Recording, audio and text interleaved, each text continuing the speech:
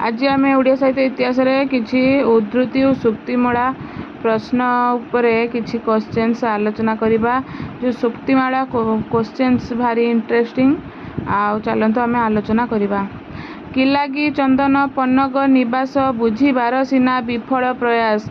यही उक्तिटी केउ कविंकर? राधानाथ राय। जामन जेपरी तामन सेपरी फल थोई थाए विश्व। उच्च मना उच्चे अमृत लभई नीच मना पाए विष। कहा द्वारा विरचित? गंगाधर। धिक से संसार प्रबलर जहीं सबु कथारे सुजोग। दुर्बलर जहीं ललाट लेखन नीरवे लांछना भोग। काहार ए उक्तिटी? राधानाथ राय। केउ राइजरू आसीछु कह बतासी मोरे। उड़िया बोईत खबर किछि आनिछु किरे। एई उक्तिटी केउ महान पुरुषंकर? नीलकंठ। जल गहल हेला तो पाखे जम अति संपद बाबू महाविषम। ए उक्तिटी केउ महापुरुषंकर? राधानाथ राय। मो प्राण प्रेम धारे भासिब धरा हेब ए विश्व मोर प्रेम पसरा। ए उक्तिटी केउ महान पुरुषंकर? गोपबंधु। पूर्व पुरुषर पवित्र श्मशान देशर जातिर गौरव गान। पुण्य जन्म माटी पुण्य देवालय उद्धरिबा लागी करे तनुक्ष। मानव जन्म नुहई सफल ए महादीक्षा की बुझिब उत्कल। ए उक्तिटी केउ महान पुरुषंकर? गोपबंधु। प्राणीक आरत दुख अप्रमित देखु देखु केबा सहु। मजीवन पछे नरके पड़ी थाउ जगत उद्धार हेउ। एही उक्तिटी केउ महान पुरुषंकर? भीम भोई। जेउ बन तुटा ह्रद नदी पठा जड़ सम थिले सुई। तुम तुली मुने उठिले जेसने नव प्राणे मुख धोई। ए उक्तिटी काहार? राधानाथଙ୍କ उद्देश्य एही किए ए उक्तिटी को कहिथिले? विद्युत प्रभा देवी। मधुमय सृष्टि सुधामय सृष्टि ए सृष्टि अमृतमय है। जाग नर नारी अमृत संतति पिय से अमृत पय है। एही पदटी केउ महान पुरुषंक द्वारा विरचित? मधुसूदन।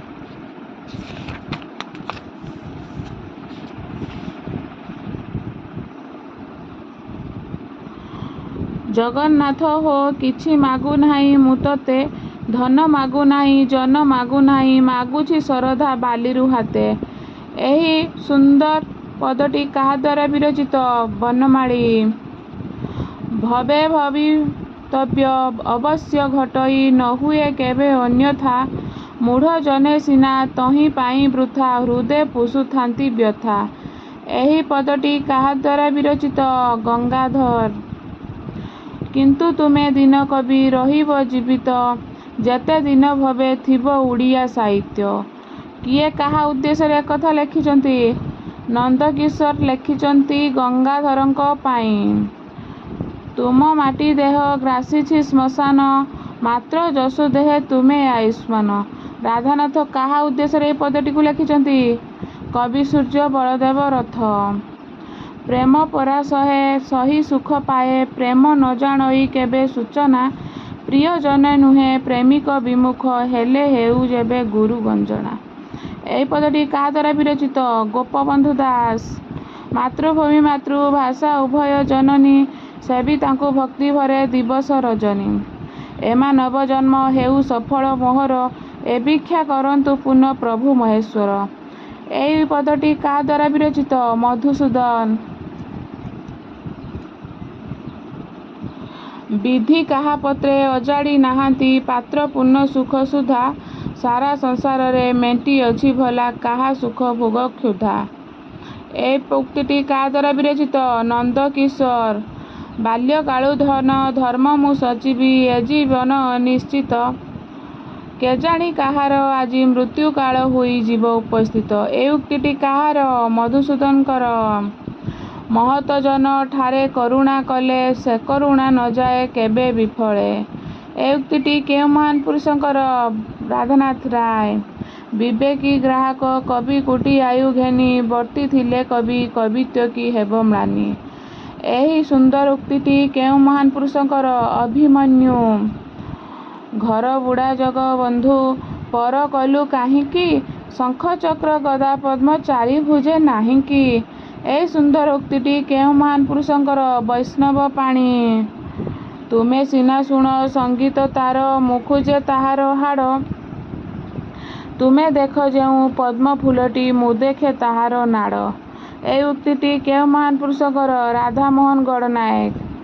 ଗାଓ ସ୍ୱାଧୀନ ଭାରତ, ସ୍ୱାଧୀନ ଭାରତ, ସ୍ୱାଧୀନ ସ୍ୱାଧୀନ ସ୍ୱାଧୀନ ରେ।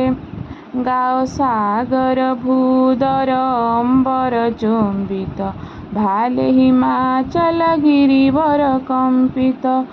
ଗାଓ ସ୍ୱାଧୀନ ଭାରତ, ସ୍ୱାଧୀନ ଭାରତ, ସ୍ୱାଧୀନ ସ୍ୱାଧୀନ ସ୍ୱାଧୀନ ରେ। ଗାଓ ସାଗର ଭୂଦର ଅମ୍ବର ଚୁମ୍ବିତ, ଭାଲେ ହିମାଚଳ ଗିରିବର କମ୍ପିତ। ଏହି ସୁନ୍ଦର ଉକ୍ତିଟି କେଉଁ ମହାନ ପୁରୁଷଙ୍କ ଦ୍ୱାରା ବିରଚିତ ହୋଇଛି? ବାଞ୍ଛାନିଧି ମହାନ୍ତି।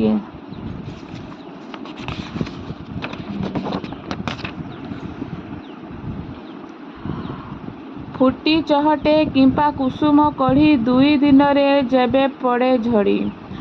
କାହା ଦ୍ୱାରା ବିରଚିତ? ଫକୀରମୋହନ ସେନାପତି। କ୍ଷମା କଲେ ଝିଅ କ୍ଷମା ତ ମିଳଇ, କ୍ଷମାର ନ ମିଳେ ଅନ୍ତ। କ୍ଷମାର ଗ୍ରହୀତା କ୍ଷମାଦତ୍ତ ଦୁହେଁ, ଏ ଭୁବନେ ଭାଗ୍ୟବନ୍ତ। ଏହି ଉକ୍ତିଟି କେଉଁ ମହାନ ପୁରୁଷଙ୍କର? ନନ୍ଦକିଶୋର ବଳ। ଧୂଳି ମାଟି ଗୁଡ଼ି ପଙ୍କେ ସିନା ଗଢ଼ା, ସରଗୁ ବଡ଼ ଏ ଜନମ ଭୂଇଁ। କିପରି ଦେଖନ୍ତି ହରି ନେବ ପର, ଏ ପିଣ୍ଡେ ବାବୁରେ ପରାଣ ଥାଇ। ଏହି ପଦଟି କେଉଁ ମହାନ ପୁରୁଷଙ୍କର? ଗୋଦାବରୀଶ ମିଶ୍ର। ସାରସ୍ୱତ ରାଜ୍ୟ ରାଜଚକ୍ରବର୍ତ୍ତୀ, କାବ୍ୟ ତପୋବନ ତପଃ ସିଦ୍ଧ ଜ୍ୟୋତି। ଉତ୍କଳ ସାହିତ୍ୟ କଳ୍ପଦ୍ରୁମ ମଞ୍ଜ, କବି କୁଳ ଟୀକା ଉପଇନ୍ଦ୍ର ଭଞ୍ଜ। ଏହି ପଦଟି କେଉଁ ମହାନ ପୁରୁଷଙ୍କର? ଚିନ୍ତାମଣି ମହାନ୍ତି। ଅନାହୁତ ହୋଇ ଆସି କେହି ତୋର ଅଯଥା ପ୍ରଶଂସା କଲେ, ଜାଣିଥିବୁ ତାର ଆଗମନ ତୋତେ ଠକିବାକୁ କୌଶଳେ। ଏହି ଉକ୍ତିଟି କେଉଁ ମହାନ ପୁରୁଷଙ୍କର? ଗଙ୍ଗାଧର। ନର ଦେହହୀନ ମୃତ୍ତିକା ନୁହେଁ, ନାରାୟଣ ତାର ଜୀବନ ରସ। ମହାଚେତନାର ଅଂଶ ସେ ଏକ, ବିକାଶ ପାଇଁକି ଶରୀର ବଶ। ଏହି ଉକ୍ତିଟି କେଉଁ ମହାନ ପୁରୁଷଙ୍କର? ମାୟାଧର ମାନସିଂହ। ତମେ ନୀଳକଇଁ ରଙ୍ଗର ଛୁରୀରେ ମୋତେ ଚିରି ଦେଇ ଯାଅ, ଚାହିଁଲା ବେଳକୁ ମୁଁ ନୁହେଁ ତମେ ହିଁ ରକ୍ତରେ ବୁଡ଼ିଥାଅ। ଏହି ସୁନ୍ଦର ଉକ୍ତିଟି ପ୍ରେମ ଉଦ୍ଦେଶ୍ୟରେ କିଏ ଲେଖିଛନ୍ତି? ସୀତାକାନ୍ତ ମହାପାତ୍ର। ଏ ନୀଳ ନିଶୀଥ ଯେହ୍ନେ କାହ୍ନୁ ଅଛି, ବିନ୍ଦୁ ବିନ୍ଦୁ ଅଜସ୍ର ଶିଶିରେ। ଏ ନୀଳ ନିଶୀଥ ଯେହ୍ନେ ଭାଙ୍ଗି ପଡ଼େ ପ୍ରତୀକ୍ଷାର ବିସ୍ରଥ କ୍ରାନ୍ତିରେ। ଏହି ଉକ୍ତିଟି କେଉଁ ମହାନ ପୁରୁଷଙ୍କର? ବେଣୁଧର ରାଉତ। କେ ଭାବୁ ତାହାକୁ ନୀଚ ସେ ମୋର, ଅମୃତ ରସନା ଯା ଉଚ୍ଚାରଣେ ଫିଟିଲା ପ୍ରଥମ। କେବୁଲ ନିରସ ରୁକ୍ଷ ତଥାପି ସେ ପୂତ, ଭାଷା ଫୁଲ ବ୍ରଜେ ସେ ତ ମନ୍ଦାର ସୁମନ। ଏହି ପଦଟି କାହାର? କୁନ୍ତଳା କୁମାରୀ ସାବତଙ୍କର। ଜୀବନ ପାତ୍ର ମୋର ଭରିଛ କେତେ ମନେ, ନ ଦେଲ ବୋଲି କିଛି କହିବି କି ହେ ଆଉ। ଜୀବନ ପ୍ରିୟତମ ହରିଛ ମୋ ଭରମ, ତରଣୀ ମୋର ତବ ସାଗରେ ବୋହିଯାଉ। ଏହି ଉକ୍ତିଟି କେଉଁ ମହାନ ପୁରୁଷଙ୍କର? ବୈକୁଣ୍ଠନାଥ। ମତେ କର ମହାବାହୁ ଆଜି ସଦା ନୀରବତା, ବସ୍ତୁ ଘଟଣାହୀନ ସ୍ମୃତି ଓ ଆଶା ବିହୀନ ଶୂନ୍ୟଶାନ ମରୁ ପଥବାଲି। ମତେ କର ତୁମରି ଶୂନ୍ୟ ସଂହିତା, ଯାର ନାହିଁ ଗଲା ଦିନ ଓ ଆସନ୍ତା କାଲି। ଏହି ଉକ୍ତିଟି କେଉଁ ମହାନ ପୁରୁଷଙ୍କର? ସୀତାକାନ୍ତ ମହାପାତ୍ର।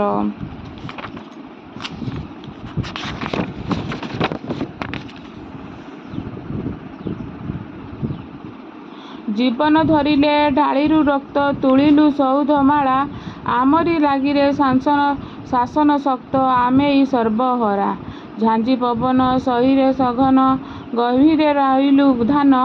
ବରଷା କାଦୁଅ ଚକଟି କେତେରେ, କ୍ଷିନ୍ନ କରିଲୁ ପ୍ରାଣ।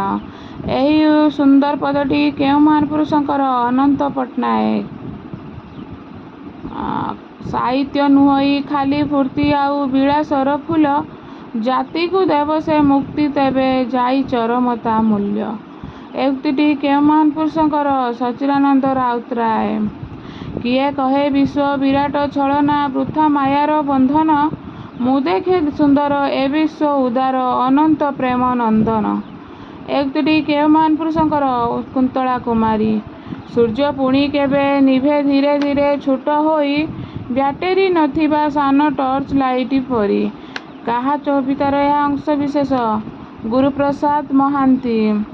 କବି ଏ ସୂର୍ଯ୍ୟ ଦ୍ୱିତୀୟ ପୁରୁଷ ଈଶ୍ୱର ଚିରଦିନ ଆଲୋକିତ ବ୍ରହ୍ମ, ଚିତାନନ୍ଦ ଶିବ ପ୍ରାଣ ବର୍ଗତାର ପଞ୍ଚବାୟୁ 36 ମନ 22 ସୋପାନ। ଏହା କେଉଁ କବିତାରୁ ଆନୀତ? ଏହା କାହା କବିତାରୁ ଆନୀତ? ପ୍ରସନ୍ନ କୁମାର ପଟ୍ଟନାୟକ। ସବୁ ମଲା ଲୁକ ଲେଉଟି ଆସନ୍ତୁ ଶିଶୁ ହୋଇ, ସବୁ ବଡ଼ ମଣିଷ ଶିଶୁ ପାଲଟି ଯାଆନ୍ତୁ, ସବୁ ଶିଶୁ ରହିଥାନ୍ତୁ ଶିଶୁ ହୋଇ, ସବୁ ଶିଶୁ କବି ହୋଇ ରହିଥାନ୍ତୁ। ଏହା କାହା କବିତାରେ ଅଂଶବିଶେଷ? ରାଜେନ୍ଦ୍ର କୁମାର ପଣ୍ଡା। 41 ନମ୍ବର। ମନରେ ନାହିଁ ତ ମାଳିରେ ନାହିଁ, ମାଳି ଭଜି ଭଜି ପାଇବୁ କାହିଁ, ମନ ଇତ ମୂଳ। ଜଗମୋହନ ଲାଲଙ୍କ କେଉଁ ନାଟକରୁ ସଂଳାପଟି ଉଦ୍ଧୃତ? ବାବାଜୀ। କିନ୍ତୁ ଏପରି ରାଜନୀତିର କଥା ପରିପକ୍ୱତା ହୁଏନା, ଯେଉଁଥିରେ ଜୀବନର ଅର୍ଥ ଖାଲି ବଞ୍ଚିବା ନୁହେଁ, ଲକ୍ଷ୍ୟ ଖାଲି ସାମ୍ରାଜ୍ୟ ନୁହେଁ, ଆଧିପତ୍ୟ ନୁହେଁ, କ୍ଷମତା ନୁହେଁ, ଅନ୍ୟକୁ ଶୋଷଣ କରି ଅଭିବୃଦ୍ଧି ନୁହେଁ, ଯୋଉ ଜୀବନରେ କୃଷ୍ଣଚୂଡ଼ାର ମଧ୍ୟ ସ୍ଥାନ ଅଛି। ସୁରେନ୍ଦ୍ର ମହାନ୍ତିଙ୍କ କେଉଁ ଗଳ୍ପରୁ ଏହା ଆନୀତ? କୃଷ୍ଣଚୂଡ଼ା। ଲୋକେ ଉଦ୍ବୁଦ୍ଧ ନହେଲେ କୌଣସି ଯୋଜନା ବା ଉନ୍ନୟନର କାର୍ଯ୍ୟକ୍ରମ ତ ସଫଳ ହେବ ନାହିଁ, ଅପରନ୍ତୁ ଦେଶର ସ୍ୱାଧୀନତାର ମୂଲ୍ୟ କିଛି ରହିବ ନାହିଁ। ଉତ୍ତର କ'ଣ ହେବ? ଦେଶାତ୍ମବୋଧ। ହରେକୃଷ୍ଣ ମହତାବଙ୍କ କେଉଁ ପ୍ରବନ୍ଧରୁ ଉକ୍ତିଟି ଆନୀତ? ଦେଶାତ୍ମବୋଧ ପ୍ରବନ୍ଧରୁ। ସମୟ ଘା ଶୁଖେଇ ଦିଏ, ରୋଗ ବି ଦେହ ସହା ହୋଇଯାଏ, ପୁଣି ସବୁ କଥାରେ ଜବାବ ତିଆରି କରି ନେଇ ମଣିଷ ମନକୁ ଖଟାଇ ଆନନ୍ଦ ଖୋଜିବା ପାଇଁ। ଗୋପୀନାଥ ମହାନ୍ତିଙ୍କ କେଉଁ ଉପନ୍ୟାସରୁ ଉକ୍ତିଟି ଉଦ୍ଧୃତ? ପରଜା ଉପନ୍ୟାସ। ମଣିଷର ନିଜ ପ୍ରତି ଭଲ ପାଇବା ଯେତିକି, ବିଦ୍ୱେଷ ମଧ୍ୟ ସେତିକି, ତା ନହେଲେ ମଣିଷ ଜନ୍ମର ଆଦି ଲଗ୍ନରୁ ଆଜି ପର୍ଯ୍ୟନ୍ତ ନିଜର ରକ୍ତ ଚାଖିବାକୁ ଏତେ ଉନ୍ମୁଖ କାହିଁକି? ରବି ପଟ୍ଟନାୟକଙ୍କ କେଉଁ ଗଳ୍ପରୁ ଏହା ଆନୀତ? କ୍ରୀତଦାସ। ପୂର୍ଣ୍ଣିମା ଏବଂ ଅମାବାସ୍ୟା ଭିତରେ ଏକ ନିର୍ଦ୍ଦିଷ୍ଟ ସମୟ ବ୍ୟବଧାନ ଥାଏ, ମାତ୍ର ସୁଖ ପରେ ଦୁଃଖ କେଉଁ ମୁହୂର୍ତ୍ତରେ ଆସିବ ସେକଥା କେହି ଜାଣେ ନାହିଁ। ପ୍ରତିଭା ରାୟଙ୍କ କେଉଁ ଉପନ୍ୟାସରୁ ଉକ୍ତିଟି ଆନୀତ? ଯାଜ୍ଞସେନୀ।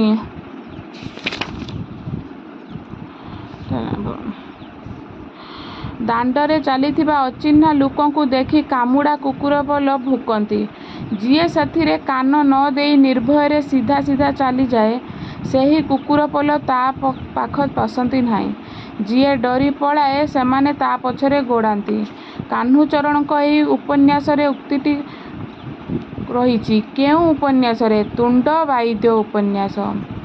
ଭକ୍ତ ସବୁ କିଛି ମାଗିପାରେ ଏବଂ ଭଗବାନ ସବୁ କିଛି ଦେଇପାରନ୍ତି, କିନ୍ତୁ ଏ ମାଗିବା ଆଉ ଦେବା ଭିତରେ ଭକ୍ତ ଯେପରି ସବୁ ପାଇ ଭଗବାନଙ୍କୁ ନ ହରାଏ ଏବଂ ଭଗବାନ ମଧ୍ୟ ସବୁ ଦେଇ ଯେପରି ଶେଷ ପର୍ଯ୍ୟନ୍ତ ଭକ୍ତକୁ ନ ହରାନ୍ତି।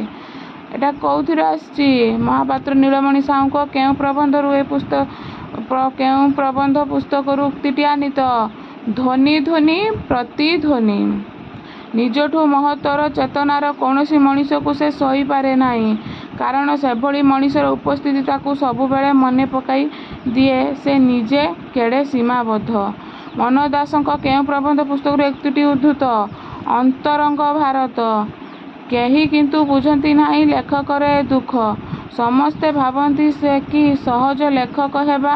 ବଜାରରୁ ଦିସ୍ତାଏ କାଗଜ କିଣି ଆଣିଲେ, କାଳି କଲମ ନେଇ ରାମ୍ପିଗଲେ, ଲେଖା ହୋଇଗଲା। ପୁଣି କହିବେ, କ'ଣ ନା ଆପଣ ତ ଆମ ଭଳି 10ଟାରୁ 5ଟା ଅଫିସ ନାହିଁ, ଆପଣଙ୍କର ଆଉ ଚିନ୍ତା କ'ଣ? ଜଗନ୍ନାଥ ପ୍ରସାଦ। ଏହା କାହାର କେଉଁ ଗଳ୍ପର ଅଂଶବିଶେଷ? ଏହା ଜଗନ୍ନାଥ ପ୍ରସାଦ ଦାସଙ୍କ ପ୍ରିୟ ବିଦୂଷକ ଗଳ୍ପର ଅଂଶବିଶେଷ।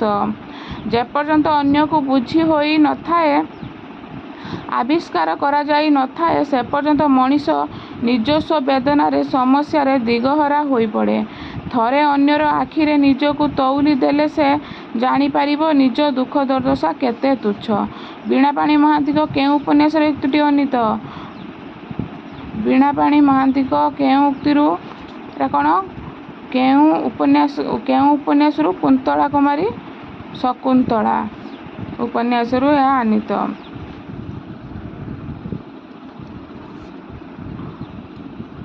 ପର ଘରେ କାଳି ଲାଗିଲେ ଦଣ୍ଡ ଲୋକଙ୍କୁ ଖୁସି ଲାଗେ। ଯେଉଁମାନେ କଳି ଛିଣ୍ଡାଇବାକୁ ହାଁ ହାଁ କରି ଧାଇଁ ଆସନ୍ତି ସେଇମାନେ କଳିର ମଞ୍ଜି ତୁଳନ୍ତି। ସୁନାଘର ଚୂନା ହୁଏ। କାହ୍ନୁଚରଣଙ୍କ କେଉଁ ଉପନ୍ୟାସରେ ଏ ଉକ୍ତିଟି ରହିଛି? କା ଉପନ୍ୟାସରେ। ଯୁକ୍ତି ଯଥାର୍ଥ କି ନଥାଉ ଯୁକ୍ତି ଥାଉ କି ନଥାଉ ପ୍ରତ୍ୟେକ ରାଗ କ୍ରୋଧ ହିଁ ମଣିଷ ମନରେ ଏକ ଅସ୍ୱାସ୍ଥ୍ୟକର ପ୍ରତିକ୍ରିୟା। ତାକୁ ମାନସିକ ସମ୍ପଦ ବୋଲି ମନେ କରିବା ଭୁଲ। ବିଭୂତି ପଟ୍ଟନାୟକଙ୍କର କେଉଁ ଉପନ୍ୟାସରେ ଉକ୍ତିଟି ରହିଛି? ବଧୂ ନିରୁପମା। ଉଟ ଯେମିତି କଣ୍ଟା ଖାଏ ତା ଓଠରୁ ଜିଭରୁ ରକ୍ତ ବାହାରେ ତଥାପି ତାକୁ ସେ ଉପଭୋଗ କରେ ଆହୁରି ବେଶି ବେଶି ଖାଏ। ଗୋବିନ୍ଦ ଦାସଙ୍କ କେଉଁ ଉପନ୍ୟାସରେ ଏହି ଉକ୍ତିଟି ରହିଛି? ଅମାବାସ୍ୟାର ଚନ୍ଦ୍ର। ମଣିଷ ଯାହା ପାଏ ତାଠାରୁ ସବୁବେଳେ ଅଧିକ ପାଇବା କଥା ବୋଲି ଭାବୁଥାଏ। ତାକୁ ଲାଗେ ଯେ ତା ଭଳିଆ କିମ୍ବା ତାଠାରୁ ଊଣା ଲୋକ ଗୁଡ଼ାଏ ଅହେତୁକ ଅନୁଗ୍ରହ ପାଇଛନ୍ତି। ଚନ୍ଦ୍ରଶେଖର ରଥଙ୍କ କେଉଁ ଉପନ୍ୟାସରୁ ଏହା ଉଦ୍ଧୃତ? ଯନ୍ତ୍ରାରୂଢ଼। ତେବେ ସେହିଦିନ ସେଠି ସେ ଦେଖିଲା କେମିତି ମଣିଷ ଦି ଗୋଡ଼ରେ ନ ଚାଲି ଚାରି ଗୋଡ଼ରେ ଚାଲିଲେ ଭଲ ପେଟ ପୋଷିପାରେ, କେମିତି କଥା ନ କହି ଖେଙ୍କାଖେଙ୍କି ହେଲେ ତାକୁ ଲୋକମାନେ ବେଶି ଭକ୍ତି କରନ୍ତି ଡରନ୍ତି ଓ କେମିତି ଭୂଇଁରେ ନ ଚାଲି ଗଛ ଡାଳରେ ଯାଇ ବସିଲେ ଲୋକେ ତାକୁ ପୂଜା କରନ୍ତି। ଶାନ୍ତନୁ କୁମାର ଆଚାର୍ଯ୍ୟଙ୍କ କେଉଁ ଉପନ୍ୟାସରେ ଏହା ଉଦ୍ଧୃତ? ନର କିନ୍ନର। କି ସୁନ୍ଦର ଏ ସବୁଜ ଧରଣୀ ମହୁଆ ଏ ମାଟିର ଗନ୍ଧ, ଏହି ପାହାଡ଼ର ବିଚିତ୍ର ଶିଳାରାଶି ସ୍ୱଚ୍ଛ ଝରଣାର ପାଣି, କି ଚମତ୍କାର ଏହି ଧରଣୀ ସଙ୍ଗୀତ। ଅଖିଳମୋହନ ପଟ୍ଟନାୟକଙ୍କ କେଉଁ ଗଳ୍ପରୁ ଏହା ଆନିତ? ଝଡ଼ର ଇଗଲ, ଧରଣୀର କୃଷ୍ଣସାର। ଯଦି ଭିଡ଼ିଓଟି ଆପଣଙ୍କୁ ପସନ୍ଦ ଆସିଛି ମୋ ଭିଡ଼ିଓଟିକୁ ଲାଇକ୍ କରିବେ, ତଳେ ଥିବା ଲାଲ ବଟନଟିକୁ ଦବାଇ ଦେଇ ମୋ ଚ୍ୟାନେଲକୁ ସବସ୍କ୍ରାଇବ୍ କରିବେ। ଆହୁରି ଭଲ ଭଲ ଭିଡ଼ିଓ ମୁଁ ଏଇ ଚ୍ୟାନେଲରେ ଛାଡ଼ିବି।